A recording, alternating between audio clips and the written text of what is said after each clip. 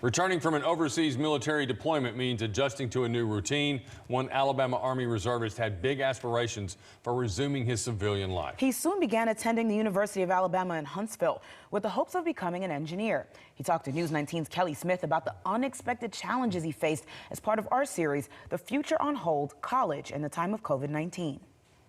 Dominic Durant, an Army reservist, deployed overseas in 2018. I was told that my unit was going to be stationed at Kuwait and then move to Iraq for a year.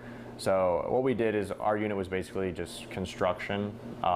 So we went over and we were doing construction in Iraq and Kuwait throughout 2018-2019 period. Durant got home in September 2019 and began work as a process server. He became a full-time student at UAH in the spring 2020 semester. Eager to take steps toward his future goals, he had no idea everything was about to shut down in the face of a global pandemic. Classrooms shifted to cameras. School was nothing like what he expected. That structure where I could go physically to a teacher or a tutor, or even just peers in your own class to have in-peer study sessions was something I was really banking on, especially because a lot of you have similar classes, so they kind of know your situation a lot better than a tutor might. But that wasn't possible. The full-time engineering student tried to adapt. We adapted in some ways. A lot of people started Discord channels and group chats, all different types of things to try to stay connected.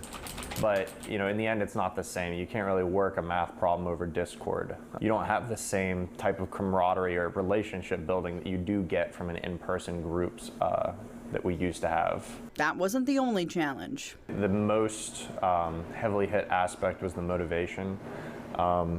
A lot of us who have never done any sort of online schooling found it hard to want to participate when there's just a camera that you don't even have to necessarily turn on, but it's almost like you're watching YouTube videos. It's something you kind of disengage yourself from that you can't really do if you're in an in-person setting. After a few semesters, he decided it was time for a break. Both with, coming off of that military deployment, being reintroduced into a new environment, and then having to adjust to isolation and everything else. And even then, I didn't, they say that you're supposed to have like a couple months after coming back to reorient yourself to society, which I didn't really end up doing. Durant says the pandemic has made him less social. He finds himself still staying at home more than he did before. But he also believes he has changed for the better, developing more self-reliance. A lot of what I came into in the spring was wanting to rely on other people to help me get where I needed to be. And with COVID, I realized that you never really know what the future is, but you have to be willing to do what you need to do in order to succeed. And you have to be honest with yourself about your capabilities, what you can and can't do. He's also had time to think and reevaluate the path he's chosen. And that's still something I'm trying to figure out. There's a lot of options that I'm looking at, but it did give me kind of a period of meditation during that isolation to really think about where do I want to be in 5 years and how do I want to get there.